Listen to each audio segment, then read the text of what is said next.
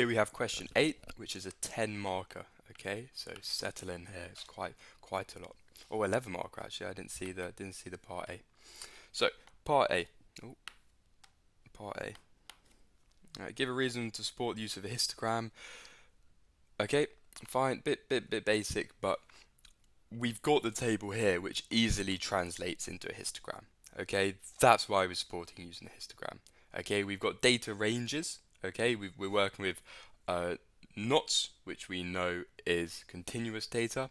Okay, so that's why use of a histogram is smart. Okay, calculate the width and height of the bar representing that class.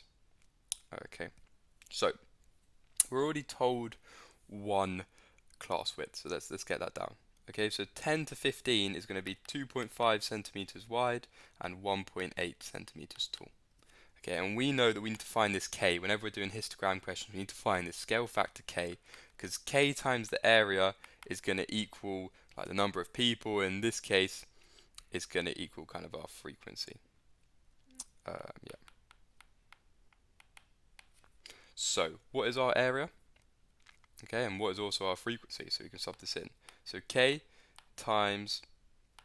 is going to equal our frequency, which for 10 to 15 is going to be 3, divided by 1.8 times 2.5.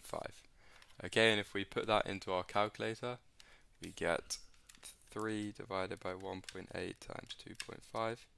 Okay, and we get k to be 2/3. Okay, that is our scale factor that we're working with. Okay, so k is 2/3. All right, now we can use this for part B. Okay. Okay, so width. Okay, now we're working with an 18 to 20.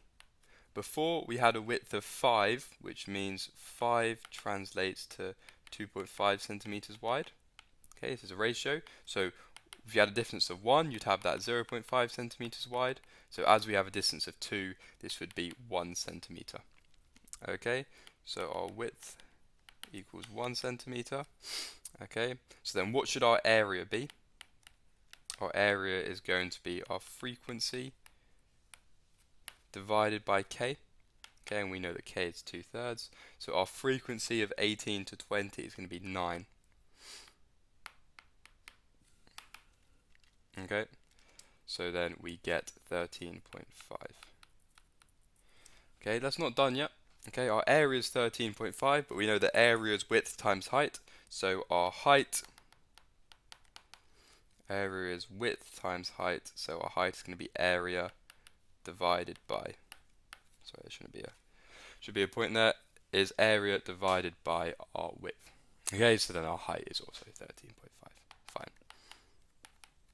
Add in our centimeters, don't forget that. Area centimeters squared, of course. And that is part B. Now part C, use our calculator to estimate the mean and standard deviation of the maximum gusts. Okay, well, let's do this here actually, so we don't have to keep scrolling up. First, mean. Okay, we need some data points to figure out. Okay, we need to find what this is.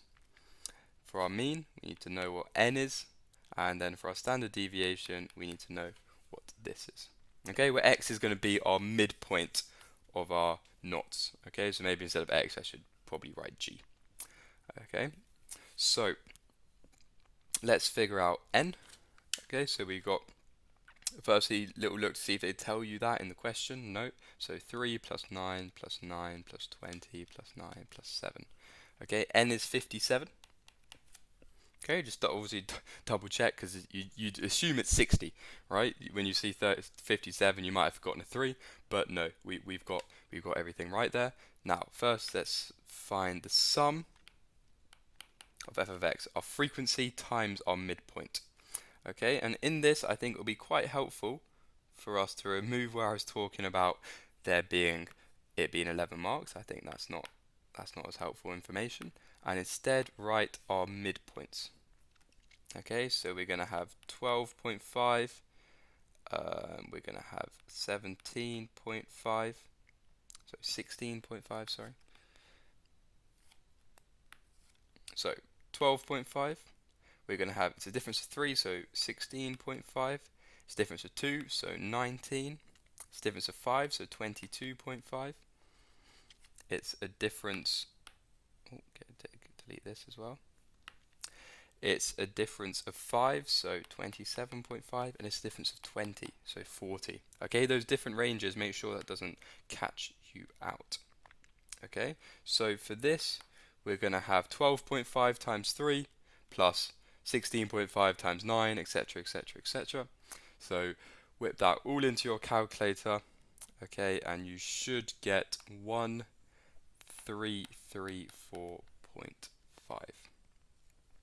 Okay,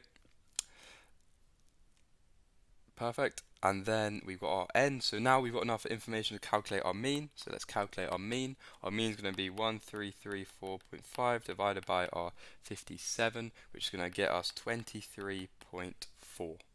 Okay, and we're working in kilonewtons. Okay, perfect. Alright, well, sorry, not kilonewtons, just the symbol for knots.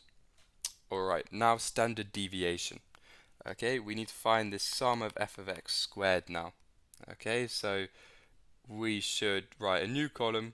Well, actually, no, we don't need a new column. We're just squaring each one in our calculation. Okay, so hopefully you haven't done anything more in your calculation. You still have this here.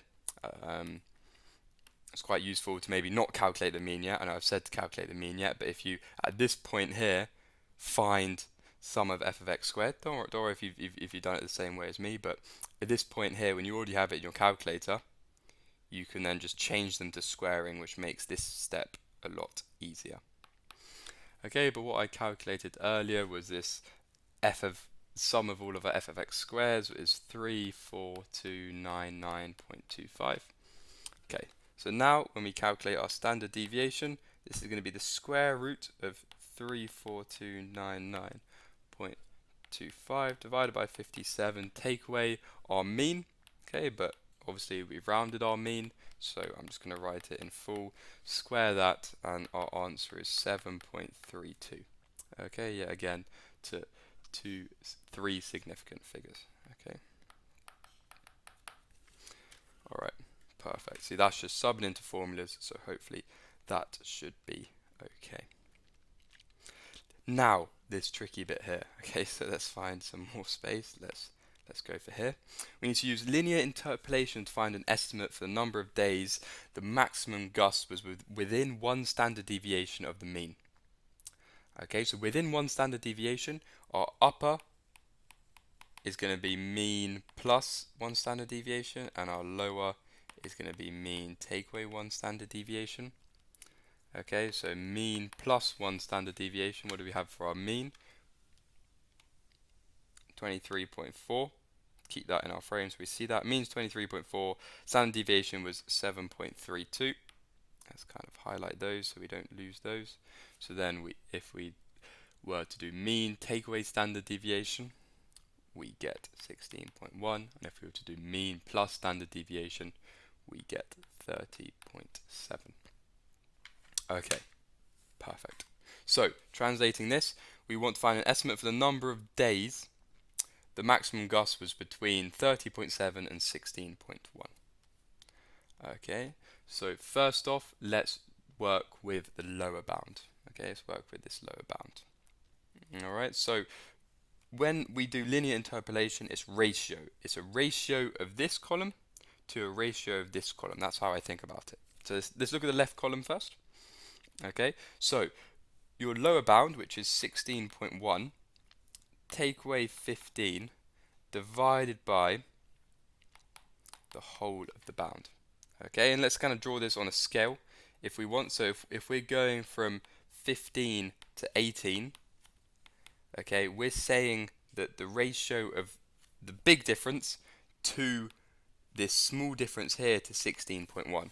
Okay, we're finding that ratio and we're comparing it 16.1 and we're comparing it to the ratio of our cumulative, right? Because our cumulative is going to be, what's it going to be? It's going to be 3 to 12. So this ratio of 9 to wherever we're getting here. Okay, and this is the unknown. We're going to label x. This is the unknown that we're trying to calculate. Okay, so this ratio to, well, we've got 12 take away 3 at the bottom, because that's our big difference in our cumulative, the ratio to now x take away 3, which is our small difference here. Okay, this is what we have as interpolation. Okay, the ratio of our data compared to the ratio of our frequency are the same because we're assuming that it's evenly distributed. Okay, so however far across our data point is in terms of the actual knot scale for the actual wind speed is the same distance it is across in terms of our number of data points that are there. Okay, so if we solve all of this, we're going to have 1.1 over 3 equals x take away 3 over 9. So x equals 3 times 3.3, 6.6. Okay, so 6.6 is our lower. Okay, so what does 6.6 mean? Well, we've estimated that 6.6 kind of data points, all right,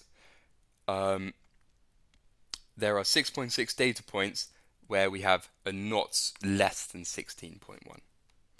Okay, and then now let's figure out how many data points we have that are less than 30.7. So let's keep going. I know this question got a lot of working out here. So we've got to think of it as our scale again. 30.7 is going to be between 30 and 50.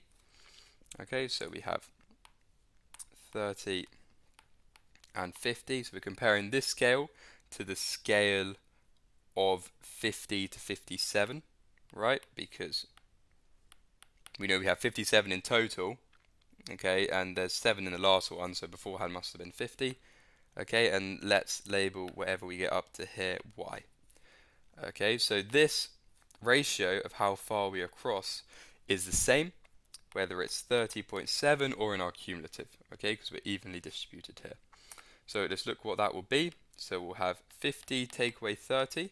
So the difference at the big compared to the difference of our actual data compared to the difference of our sorry, let me worry about writing the right numbers. Okay, so this is the range of our knots compared to the range of our cumulative. Okay, and then we have here 30.7 take away 30. Okay, compared to y take away 50. Right? Okay, let's put this all into our calculator. So we get 0.7 over 20 equals y take away 50 over 7.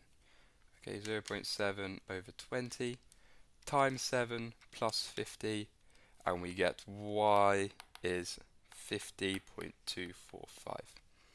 Okay, and we want to know the difference between those because we're estimated that there's 50.245 data points that are less than 30.7. Okay, so we want to find, so we found 50 that are less than 30.7, 6.6 that are less than 16.1. So then if we take those away, those are the amount of points that are between our upper and our lower. Okay, takeaways. Okay, here's me in the future, and I've just realized I made a little mistake in this calculation here. Okay, this shouldn't be 6.6, this should be 6.3. Okay, because I did a bit too much in my head there. Okay, but luckily for me that didn't change my final answer. Okay, when we do 50.245 take away 6.3, we still get something that rounds to 44. Okay, and that is still our final answer.